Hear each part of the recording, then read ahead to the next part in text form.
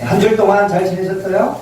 네, 오늘 이 예배에 오신 여러분들 주님의 이름으로 축복합니다. 이 저녁에 하나님이 우리에게 새로운 힘과 능력을 공급하여 주시기를 원합니다. 우리가 올해도 복음 증거 사역을 위해서 힘을 다할 것입니다. 복음 증거를 위해서 우리의 사역에 포커스를 맞춰서 열심을 다할 것입니다. 하나님이 2019년 우리에게 놀라운 복음 결실의 열매를 허락하여 주시기를 간절히 소원합니다. 우리가 걸어가는 2019년은 하나님의 말씀을 붙드는 한 해가 될 것입니다. 그리고 우리가 하나님의 말씀을 붙들고 나아갈 때 우리는 이미 결과를 알고 나아가는 삶이 되어지는 것입니다. 그 결과가 무엇입니까? 우리의 결과는요, 이미 우리에게 승리와 영광이 보장되어 있다는 것이죠. 2019년 우리는 승리를 알고 가는 것입니다. 우리가 하나님의 말씀을 붙들 때 우리가 그런 승리를 경험할 수 있다는 것이죠. 우리가 오늘 하나님을 의지하는 마음으로 나아갈 때 이미 우리 인생의 승리가 주어졌음을 깨닫고 우리가 담대하게 걸어갈 수 있기를 바랍니다. 우리 옆에 분들과 함께 인사합시다. 승리는 이미 우리의 것입니다. 승리는 이미 우리의 것입니다. 오늘 우리는 본문 말씀을 통해 승리의 비결에 대해서 함께 살펴보기를 원합니다. 우리가 오늘 읽은 시편 20편은 전쟁에 나아갈 때 부르는 승전가입니다. 출전가입니다. 전쟁에 나아가기 전에 군사들을 위해서 불러주는 응원가입니다. 여러분들 그 축구 경기나 운동 경기를 할 때 보면은 홈그라운드에 이점이 있죠. 지금 2019 아시안컵이 지금 개최가 되고 있습니다. 어제 우리나라가 필리핀하고 경기를 했는데 간신히 1대0으로 이겼어요. 정말 간신히 이긴 것 같아요. 여러분들 기억하시나요? 2002년에 한국에서 월드컵이 있었잖아요. 그때 우리나라가 4강까지 들어갔잖아요. 그때 가장 열광했던 게 대한민국 국민들 아닙니까? 국민들의 열광적인 응원이 태극 전사들을 4강까지 이끌었다고 해도 과언이 아니잖아요. 그만큼 홈그라운드에 이점이 있고요. 그만큼 응원에 힘이 있다는 것이죠. 전 국민이 응원해 주니까 운동 경기도 승리하게 되어진다는 것이죠. 여러분들 예수 믿는 사람들이 강한 이유가 무엇입니까? 우리는 서로 축복해 주잖아요. 서로 기도해 주고 서로 축복해 주고 서로 응원해 주고 서로 격려해 주잖아요. 세상에 어느 사람들이 서로를 축복해 주고 격려합니까? 세상에 나가면요 서로 막 경쟁하기 바빠요. 그렇죠? 세상에 나가면은 정말 말 그대로 생존 경쟁이에요. 내가 한 사람을 짓밟아야지 내가 그 위에 올라설 수 있는 거예요. 내가 이 사람보다 앞서야지 어디 가서 내가 인정받을 수 있는 거예요. 그러니까 어떻게 하든지 남들보다도 잘하려고 이를 악물고 싸워나가는 거죠. 그래서 남이 뭐 어떻게 되든 관계없어요. 나만 잘 되면 된다라는 생각으로 살아가잖아요. 근데 적어도 우리 믿는 자들은 다르잖아요. 우리 믿는 자들은 서로 격려해주고 서로 응원해주고 서로 기도해주면서 함께 우리 주님 앞에 더 가까이 나가자 라고 우리가 고백하지 않습니까? 예수 믿는 사람들이 강한 이유가 있죠. 세상 어느 문화에도 서로 격려해주는 문화가 없다는 것이죠. 그런데 우리는 서로 협력해주고 응원해준다는 것이죠. 이스라엘 백성들이 전쟁에 나가기 전에 서로 기도해 주었습니다. 응원해 주었습니다. 축복의 노래를 불러주고 있다는 것이죠. 그 내용이 바로 시편 20편의 내용인 것입니다. 2019년 우리가 걸어가는 길은 마치 전쟁터와 같습니다. 그렇지 않나요? 우리의 매일매일의 삶이 사실 전쟁터인 것입니다. 우리가 이번 1월 23일부터 26일 날 오키나와 단기 선교를 가지 않습니까? 우리가 가는 그 일본 오키나와 땅도 사실은 영적인 전쟁터입니다. 그곳에 정말 치열한 영적인 전쟁이 벌어집니다. 지금 일본은 전 세계에서 복음이 가장 증거되지 않는 지역이에요. 여전히 1% 미만의 그리스도인이 존재한다는 것이죠. 사실 기독교를 받아들인 것은 우리나라보다 훨씬 먼저지만 지금 기독교는 1%도 되지 못한다는 것이죠. 그런 영적인 전쟁터에 하나님 우리를 보내셔서 우리가 그곳으로 간다는 것이죠. 우리가 오키나와라는 영적인 전쟁터로 갈 때 누군가가 우리를 위해 기도해주고 있다는 것입니다. 영적인 그 응원이 있는 거예요. 기도가 있고 격려가 있고 도움이 있는 거예요. 그래야 우리가 이 영적인 싸움에서 승리하는 거예요. 우리가 일본으로 갈 때 우리가 일본 선교 사역을 감당하는 동안 한국에 남아있는 분들이 시편 20편의 이 응원가를 불러주면서 우리를 뒤에서 영적으로 지원해 줍니다. 그래야지 우리가 이 영적인 싸움에서 승리할 수 있다는 것이죠. 우리는 현장에 나가 있는 영적인 전사와 같다는 것이죠. 이 싸움에서 승리하기 위해서는 우리에게 기도와 격려와 응원이 필요하다는 것이죠. 출애굽기 17장에 보면요, 여호수아가 전쟁을 하죠. 그 전쟁의 승패는 어디에 달려 있습니까? 모세의 기도에 달려 있는 거예요. 모세가 기도하면 여호수아가 전쟁에서 이기고, 모세가 기도하지 아니하면 여호수아가 전쟁에서 지는 거예요. 그래서 모세의 기도를 도와서 옆에서 아론과 훌이 모세를 돕잖아요. 그래서 모세와 아론과 훌이 함께 기도로 연합할 때 여호수아가 현장에서의 전투에서 승리하게 되었다는 것이죠. 이번 오키나와에 17명의 영적인 전사들이 일본 땅을 밟습니다. 그들을 위해 기도하는 많은 기도의 동력자들이 있어야 된다. 그래야지만 우리가 영적인 싸움에서 승리할 수 있다는 것이죠. 오늘 우리는 본문을 통해서 승리의 비결을 살펴보기를 원합니다. 우리 어떻게 하면 인생의 전투에서 승리할 수 있을까? 우리 어떻게 하면 매일매일 우리 앞에 펼쳐지고 있는 그 치열한 싸움에서 승리할 수 있을까? 본문을 통해서 살펴보기를 원합니다. 오늘 보면 1절에 보면요, 이렇게 말씀하죠. 환난 날에 여호와께서 내게 응답하시고. 환난 날에. 인생의 대부분은 환난 날이 아닙니다. 우리 그리스도인들은 항상 두 개의 전선에 서 있습니다. 육적인 전쟁터와 영적인 전쟁터입니다. 우리는 육적인 싸움과 영적인 싸움을 동시에 싸우고 있다는 것입니다. 우리가 이 싸움에서 어떻게 무장해야만 합니까? 이 육적인 싸움과 영적인 싸움에서 우리 어떻게 승리할 수 있습니까? 오늘 본문에 보면요, 1절에서 3절에 보면 이렇게 말씀합니다. 우리 같이 한번 오늘 본문 시편 20편 1절에서 3절 말씀 같이 한번 읽겠습니다. 시작. 환난 날에 여호와께서 내게 응답하시고 야곱의 하나님의 이름이 너를 높이 주시며 성소에서 너를 도와주시고 시온에서 너를 붙드시며 내 모든 소재를 기억하며 내 번제를 받아주시기를 원하노라. 셀라. 인생의 전쟁에서 승리하는 비결은요, 바로 예배라는 것이죠. 예배를 통해 하나님과 연결되어져 있어야 됩니다. 1절에서 3절을 보면요, 전부 다 예배 드리는 모습이에요. 우리 어떻게 예배 드리는지를 보여주고 있는 거예요.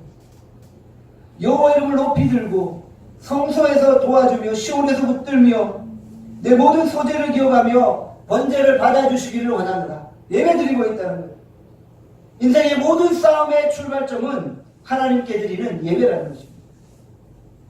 성도에게 하나님은 힘과 능력을 공급하시기 위해서 우리로 예배 드리게 하신다는 것이죠. 전쟁의 승리를 위해서는 전쟁의 무기가 중요한 것이 아니라 우리가 하나님과 교제하며 하나님 앞에 예배 드리는 모습이 먼저 있어야 된다는 것이죠. 세상 사람들은 한 주간을 시작할 때요, 월, 화, 수, 목, 금, 토, 일 이렇게 시작하죠. 한 주의 시작을 월요일이라고 말해요. 그걸 믿는 자들은 다르죠. 믿는 자들은 한 주의 시작이 언제예요? 주일입니다. 주일, 월, 화, 수, 목, 금, 토. 이것은 무엇을 의미합니까? 주일날 하나님 앞에 예배 드리면서 예배를 통해 하늘의 에너지를 공급받는 거예요. 하늘의 능력을 다운로드 받는 거예요. 그리고 하나님이 주신 그 예배를 통한 하늘의 능력을 가지고 월요일부터 토요일까지 살아간다. 우리가 예배 때 받은 은혜로 충만하면 월요일부터 토요일까지의 인생의 전쟁터에서 승리할 수 있는 거예요.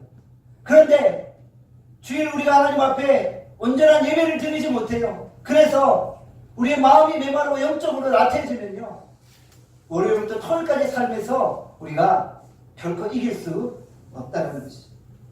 그래서 인생의 시작은요, 주일 예배를 드리는 것으로부터 펼쳐지게 되어진다. 모든 싸움을 앞두고 먼저 충만하게 예배드리고 충만하게 은혜로 무장해야 된다는 것이죠. 그래야지만 우리가 인생의 싸움에서 승리할 수 있다는 것이죠. 하루의 시작은 언제입니까? 하루의 시작은 새벽기도예요. 여러분들 할 수만 있거든 새벽기도 할 수 있기를 원합니다. 오늘 우리 김대한 집사님이 새벽기도를 나오셨어요. 할렐루야.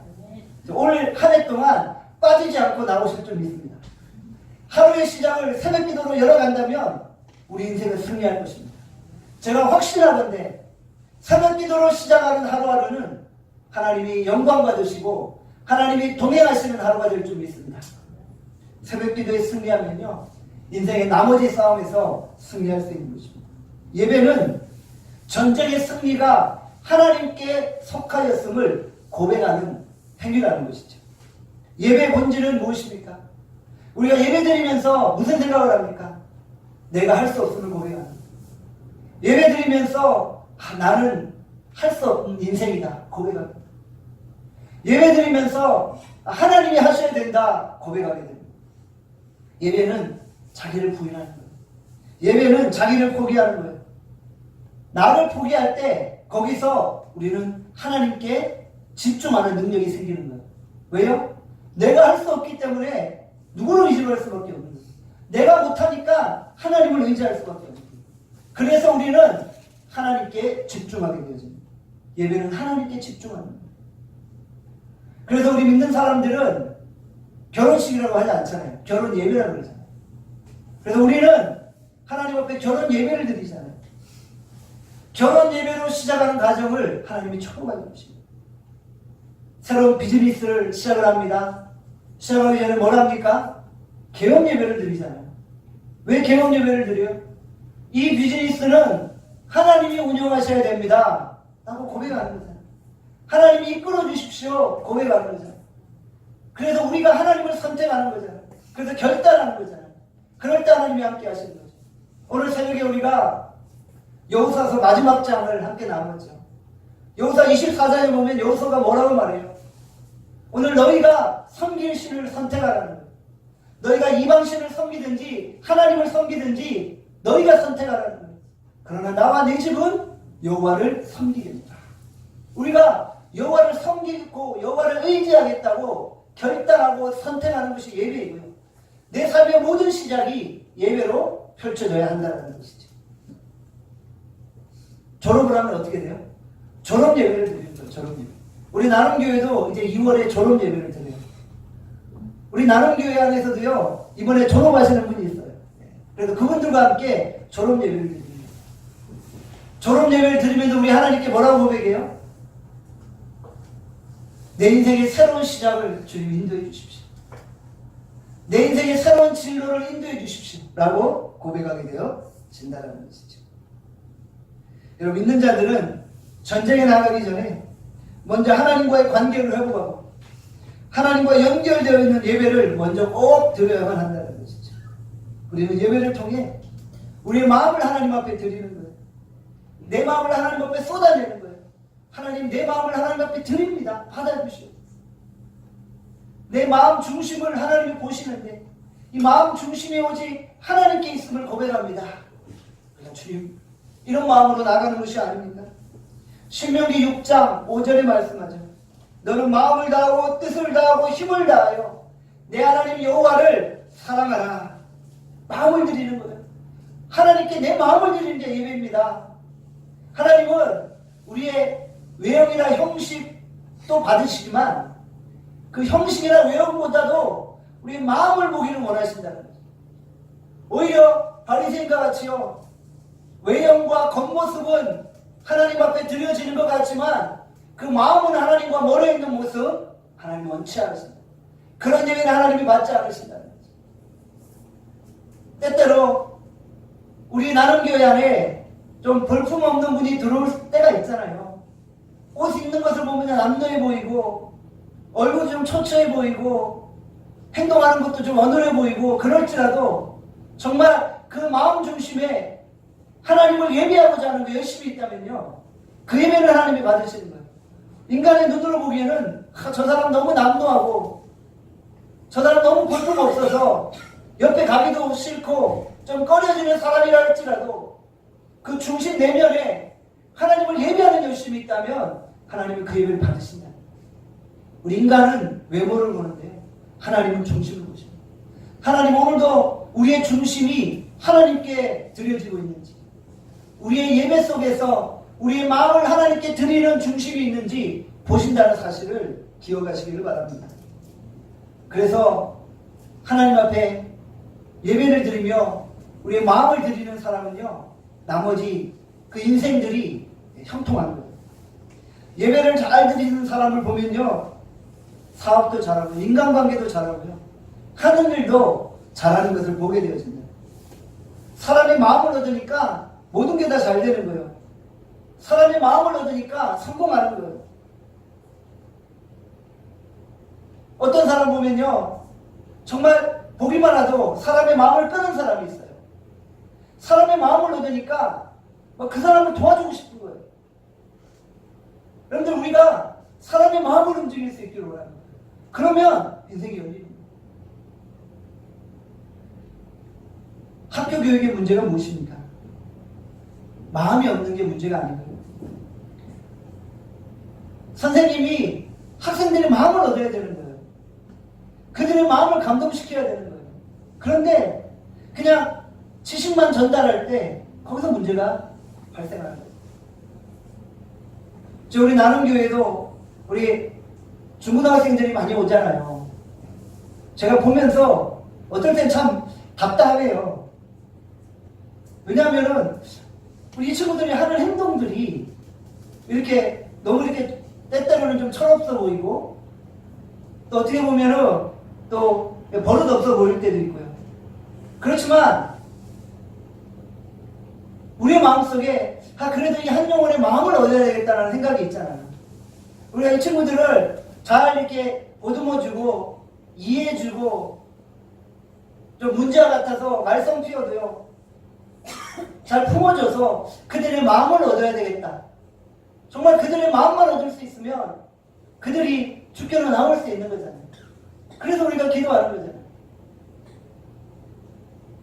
제가 과거에 섬겼던 교회 중에 대광중앙교회라고 있어요.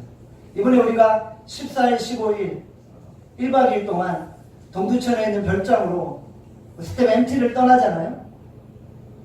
그 동두천 별장 집 주인 집사님이 저와 함께 대광중앙교회에서 신앙생활을 했었어요. 대광중앙교회가 제 첫 교육전도사 사역지였어요.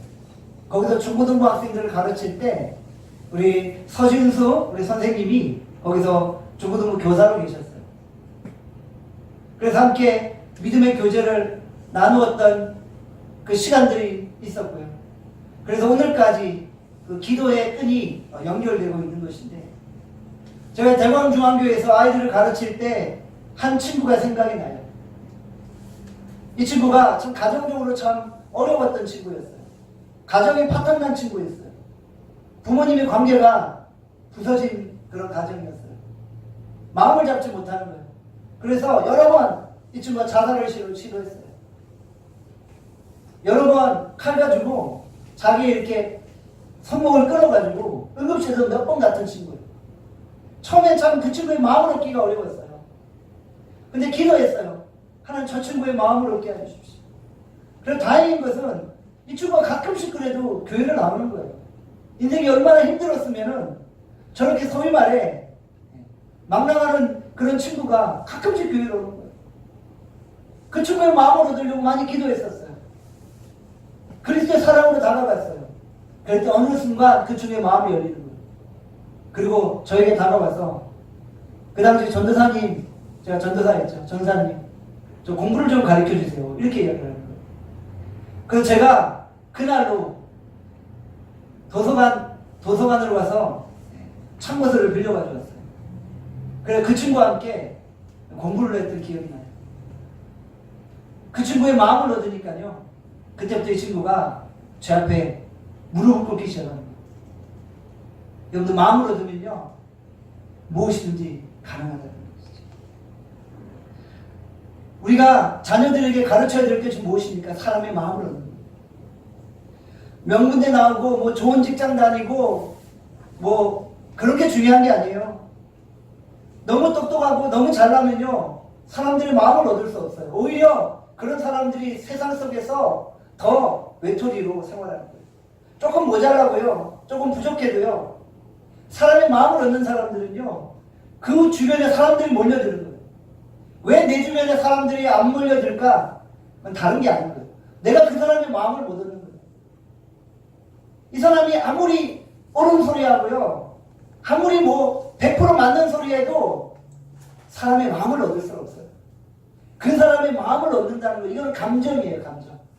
감정을 터치해야 되는 거예요. 그래서 그 사람의 마음만 얻으면요. 내가 뭘 하자고 해도 따라오는 거예요.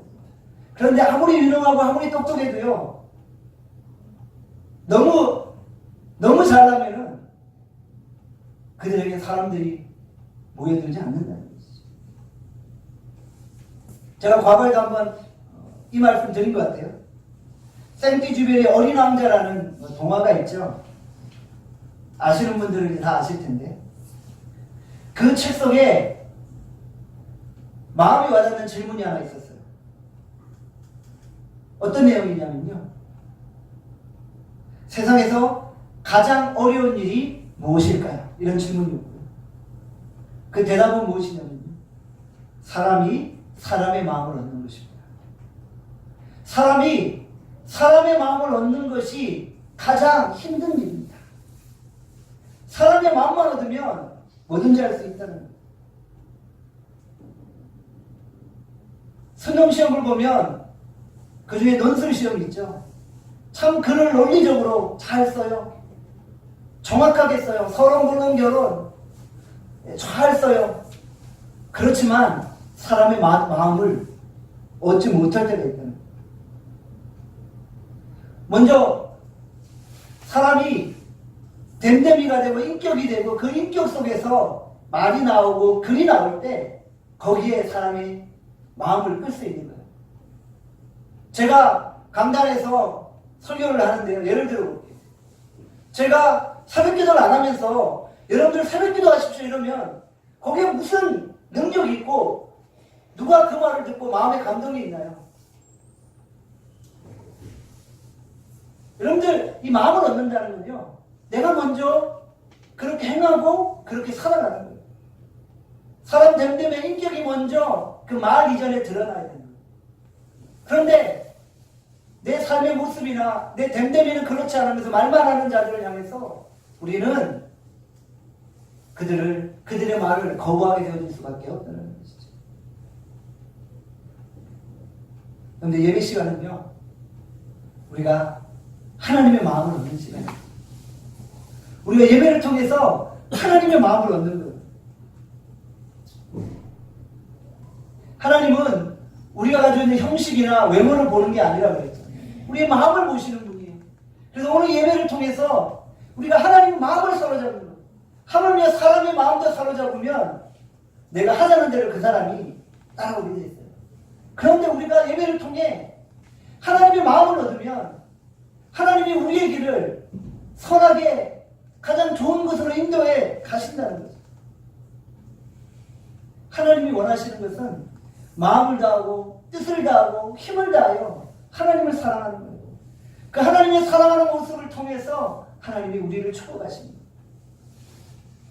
우리가 때때로는 이해타산적으로 신앙생활을 하지 않습니까? 하나님 예배 잘 드릴 테니까 내 사업 열어주십시오. 직장 열어주십시오. 내가 해외 선교 갔다 올 테니까 저 좋은 직장 주십시오. 여러분들 이런 마음으로는 하나님의 마음을 얻을 수 없어요. 우리의 동기와 우리의 의도가 무엇인지 하나님은 아신다는 거예요. 우리가 하나님 앞에 순수한 마음으로 나아가면 하나님이 이 모든 것들을 더하시는 거예요. 솔로몬의 기도를 아시잖아요. 솔로몬의 그 일천번제를 받으시고 하나님이 솔로몬에게 말씀하셨어요. 무엇을 하게 주기를 원하는 거예요. 솔로몬은 많은 것들이 구할 것이 있었지만 그 중에서 하나님의 백성들을 잘 다스릴 수 있는 지혜를 달라고 기도했어요. 그 기도가 하나님의 마음에 합했던 거예요. 하나님이 그 기도를 보시면서 얼마나 기뻐하셨는지 지혜뿐만 아니라 영화와 부귀와 명예와 모든 것들을 더하여 주셨던 거예요. 여러분 오늘 우리가 예배를 통해 이처럼 하나님의 마음을 얻기를 원합니다. 그러면 하나님이 이 모든 것들을 더하여 주신다는 거예요. 하나님이 다윗을 좋아하셨죠. 다윗을 가리켜서 하나님이 뭐라고 말씀하셨어요? 그는 내 마음에 합한 자다. 하나님과 마음이 합했던 거예요. 사실 다윗이 실수한 부분도 여러 번 있었죠. 다윗이 결코 완벽하지 않았잖아요. 자신 밑에 있었던 그 신하의 아내를 뺏어갔잖아요. 그리고 불신앙으로 인구조사도 했잖아요. 그럼에도 불구하고 그가 하나님과 마음이 합했다. 왜냐하면은 그가 불신앙 중에서라도 하나님을 떠나지 아니하였고, 그래서 나단 선지자를 통해 하나님이 지정하실 때 그 앞에 철저히 거꾸라져 회개함으로 죽게 나가. 하나님이 그 마음을 보신 거예요. 근데요, 여러분들, 사람이 교만하면요, 나단 선지자를 통해서 왕의 잘못을 지적하는데도 굽히지 않아요. 나 잘못 없다는 거예요. 내가 언제 그랬냐는 거예요. 나 그런 적 없는데 모함 당한다는 거예요. 이렇게 나올 수 있는 거예요. 안 그럴 것 같지만요, 마음이 교만해지면요, 하나님이 눈에 보이지 않고 어떻게 하든지 내가 이 위기를 모면해야 되겠다는 생각 때문에 오히려 하나님을 망령되이 일컫는 그런 일들이 내 삶 가운데 발생할 수 있다는 것이죠. 오늘 우리는 예배를 통해서 하나님의 마음을 잡는, 하나님의 마음을 사로잡는 훈련을 하는 거예요. 그리고 예배를 통해서 우리의 마음을 하나님께 드리는 훈련을 하는 거예요. 의사들도요, 그냥 테크닉을 가지고 단순히 병을 고치는 그런 의사가 아니라요, 마음을 고치는 의사가 정말 의사가 아니에요. 독일공을 썼던 그 허준 같은 의사 있잖아요. 정말 사람의 마음을 깨뜨려보고 육의 병을 치료할 뿐만 아니라 그 마음을 치료하는 그런 의사. 그런 의사가 정말 명의잖아요. 예배자는 사람의 마음을 여는 능력이 있다는 것이죠. 그래서 어떤 관계 속에서도 마음을 열 수가 있다는 거예요. 오늘 우리가 예배를 통해 하나님의 마음을 열고 인생의 싸움에서 승리하는 여러분들 되시기를 간절히 소원합니다. 여러분들, 두 번째로요, 우리가 승리하기 위해서는요, 철저히 준비해야 됩니다. 여러분 보면 4절을 보면 이렇게 말씀합니다. 보면 4절을 보니까 이렇게 말씀합니다. 제가 읽겠습니다. 내 마음의 소원대로 허락하시고 내 모든 계획을 이루어 주시기를 원하노라. 마음의 소원이 있다는 거죠. 여러분들 다 마음의 소원이 있으시죠? 2019년 마음의 소원이 있으시죠? 그리고 소원만 가지고 안 되는 거예요. 뭐가 또 있어요? 내 모든 계획대로. 계획도 있어야 되는 거예요. 마음의 소원만 있고 내가 계획을 안 세우는데 어떻게 그 일이 이루어질 수 있습니까? 우리가 인생의 싸움에서 승리하기 위해서는요, 우리가 마음의 소원을 가지고 그 소원을 이루기 위해서 모든 계획들을 세우는 거예요. 우리가 기도하면서 계획을 세우는 거예요. 계획을 세웠다 무슨 말입니까? 준비했다는 것이죠. 철저히 준비했다는 것이죠. 철저히 무장했다는 것이죠. 그것이 중요하다는 거예요. 준비는 안 하고 무장은 안 하고 그냥 마음의 소원만 가지고 이루어지지 않는 거예요. 아무런 준비도 안 하는데 어떻게 하나님이 우리 가운데 역사하시죠? 우리가 1월 23일부터 26일까지 오키나와 단기 선교를 떠나지 않습니까? 우리가 이 단기 선교를 위해서 준비해야 되잖아요. 기도하고 준비해야 되잖아요. 그런데 준비를 안 하고 기도도 안 하고 그냥 알아서 잘 되겠지, 하나님이 도와주시겠지, 이것만 가지고는 안 된다는 거예요. 여러분들 철저히 준비되어지는 것이 먼저 선행된, 우리가 모든 계획들을 세워야 하는 것입니다. 준비하지 않고 기도만 하는 것에는 약점이 있다는 거죠. 기도하지 말라는 게 아니에요. 기도하고 또 우리가 준비하고 또 준비한 것을 놓고 또 기도하고 계속 기도하면서 주앞에 준비하는 우리 모습이 있어야 됩니다. 솔로몬이 하나님의 전을 건축합니다. 그 건축의 공정 가운데 결코 망치 소리가 들리지 않았다고 성경은 기록하고 있습니다. 좀 재밌는 표현이죠. 성전을 지을 때 망치 소리가 들려야 되잖아요. 근데 망치 소리가 들리지 않았다라고 성경은 기록하고 있어요. 열왕기상 6장 7절에 보면 이렇게 말씀해요. 성전을 건축할 때 돌을 그 뜨는 곳에서 다듬고 가져다가 건축하였으므로 건축하는 동안에 성전 속에서는 방망이나 도끼나 모든 철 연장 소리가 들리지 아니하였으며 라고 기록하고 있다. 이것은 무엇을 말씀합니까? 철저히 준비했다는 거예요. 하나님이 거하시는 성전 안에 망치 소리, 도끼 소리, 철 연장 소리, 시끄러운 그런 소음들이 들리지 않기 위해서 성전 밖에서 이미 철저히 다 준비했다는 것이죠. 철저히 설계하고 철저히 준비하고 예루살렘으로 가져와서 거기서는 조립만 하는 거예요. 조립만 할 수 있게 다 만들어 놨기 때문에 망치 소리나 도끼 소리나 방망이 소리가 들리지 않았던 거예요. 남대문 복원할 때도 비슷한 그런 상황이었잖아요. 여러분들 남대문 복원할 때 아시죠? 이미 외부에서 다 조각을 다 맞춰왔어요. 그래서 이 한 나무와 다른 나무를 이을 때 조각이 다 맞춰졌기 때문에 딱 끼우기만 하면 되는 거예요.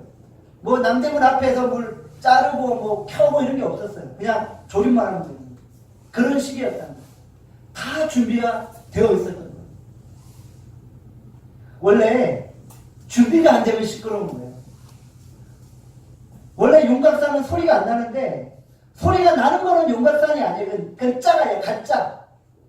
정말 진짜는 준비가 됐기 때문에 소리가 안 나는 거예요. 교회에서도요, 제대로 잘 준비가 되었으면 조용히 일이 처리돼요.